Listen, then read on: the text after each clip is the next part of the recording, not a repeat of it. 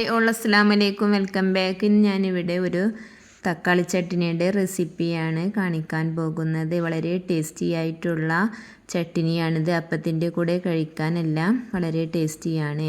ഇനി വീഡിയോയിലോട്ട് പോവാം. ഒരു പാനിലോട്ട് ഈ ചട്നിയിലേക്ക് ആവശ്യമായിട്ടുള്ള വെളിച്ചെണ്ണ ഒഴിച്ചു കൊടുക്കാം. ഈ വെളിച്ചെണ്ണ ഒന്ന് ചൂടായി കഴിഞ്ഞാൽ ഒരു പിടി ചെറിയ ഉള്ളി കട്ട് ചെയ്തതും ഇതിലോട്ട് ചേർത്ത് കൊടുക്കാം. 8 ചെറിയ ഉള്ളിയാണ്, വലിയ ചെറിയ ഉള്ളിയാണ് ഞാൻ എടുത്തിരിക്കുന്നത്. ഇതൊന്ന് പീസാക്കി ഇതിലോട്ട് ചേർത്ത് കൊടുക്കാം. അതുപോലെ ഒരു 5-8 ഇല്ലി വെളുത്തുള്ളിയും ചേർത്ത് കൊടുക്കുന്നുണ്ട്. ഇവ രണ്ടും ഒന്ന് വഴറ്റിയെടുക്കാം. ഒന്ന് കളർ ചേഞ്ച് വരുന്നത് വരെ ഈ 2 വെളുത്തുള്ളിയും ചെറിയ ഉള്ളിയും ഒന്ന് വഴറ്റിയതിന് ശേഷം ഇതിലോട്ട് ഞാൻ മീഡിയം സൈസിലുള്ള 3 തക്കാളി കട്ട് ചെയ്തതും ഇതിലോട്ട് ചേർത്ത് കൊടുക്കുന്നുണ്ട്. കൂടുതൽ ചട്നി ആവശ്യമുള്ളവർക്ക് ഇതിൻ്റെ ഇൻഗ്രീഡിയൻസിലെല്ലാം അളവ് കൂട്ടാവുന്നതാണ്.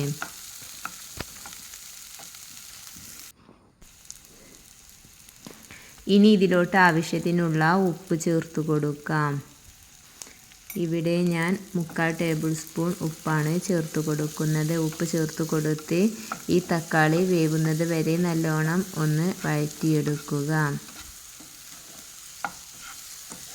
തക്കാളി പെട്ടെന്ന് വെന്ത് കിട്ടുവാൻ മൂടി വെച്ച് വേവിച്ചെടുത്താലും മതി.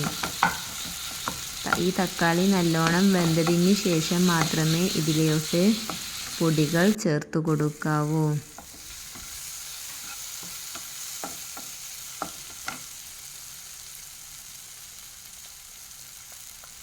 ഇനി നമുക്ക് ഇതിലോട്ട് പൊടികൾ ചേർത്ത് കൊടുക്കാം. 1/4 ടേബിൾ സ്പൂൺ മഞ്ഞൾപ്പൊടിയും 1 ടേബിൾ സ്പൂൺ മുളക് പൊടിയുമാണ് ഞാൻ ചേർത്ത് കൊടുക്കുന്നത്. വേറെ പൊടികളൊന്നും ചേർത്ത് കൊടുക്കേണ്ട ആവശ്യമില്ല.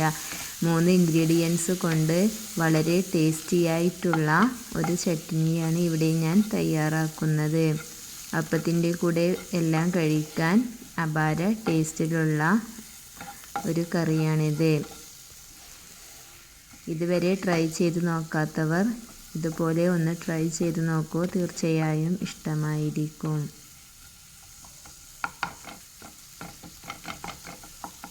കൂടുതൽ പേർക്ക് കഴിക്കാനാണെങ്കിൽ ഇതിലെ തക്കാളിയുടെ അളവും ഉള്ളിയുടെ അളവും എല്ലാം കൂട്ടാവുന്നതാണ്. ഇപ്പോൾ ഈ പൊടികളുടെ എല്ലാം പച്ചമണം പോയിട്ടുണ്ട്. ഇനി ഇതൊന്ന് തണുക്കാൻ വെക്കണം. തണുത്തതിന് ശേഷം ഇത് നമുക്ക് മിക്സിയുടെ ചെറിയ ജാറിലിട്ടാണ് ഇത് ഞാൻ അരച്ചെടുക്കുന്നത്. അത് ചെറിയ ജാറിലോട്ട് ഇട്ട് കൊടുത്ത് ഈ പാനിൽ ആ മസാലപ്പൊടികളെല്ലാം ഉള്ളത് കാരണം അതിലോട്ട് വെള്ളം ഒഴിച്ചു കൊടുത്താണ് ഞാൻ പേസ്റ്റ് രൂപത്തിൽ അരച്ചെടുക്കുന്നത്. ചൂടാറിയതിന് ശേഷം വേണം അരച്ചെടുക്കാൻ. ഇനി ഒരു പാനിലോട്ട് നമുക്ക് ആവശ്യത്തിനുള്ള വെളിച്ചെണ്ണ ഒഴിച്ചു കൊടുക്കാം. ഈ വെളിച്ചെണ്ണ ഒന്ന് ചൂടായി കഴിഞ്ഞാൽ ഇതിലോട്ട് ഞാൻ 1/2 ടേബിൾ സ്പൂൺ കടുക് ചേർത്ത് കൊടുക്കുന്നുണ്ട്. ഈ കടുകൊന്ന് പൊട്ടിക്കഴിഞ്ഞാൽ ഇതിലോട്ട് ഒരു പിടി കറിവേപ്പിലയും കുറച്ച് ഉണക്കമുളകും ചേർത്ത് കൊടുക്കാം. വറ്റൽമുളകും ചേർത്ത് കൊടുത്ത് ഇതൊന്ന് മിക്സ് ചെയ്തെടുക്കാം. മിക്സ് ചെയ്തതിന് ശേഷം പേസ്റ്റ് രൂപത്തിൽ അരച്ച് വെച്ചിരിക്കുന്ന തക്കാളിയും ഉള്ളിയും ഇതിലോട്ട് ചേർത്ത് കൊടുക്കാം.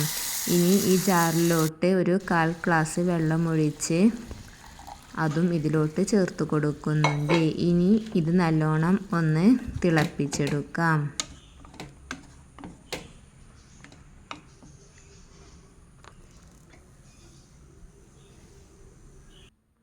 നല്ലോണം ഒന്ന് തിളച്ച് കിട്ടണം. തിളച്ച് കഴിഞ്ഞാൽ നമ്മുടെ ചട്നി ഇവിടെ റെഡിയായി.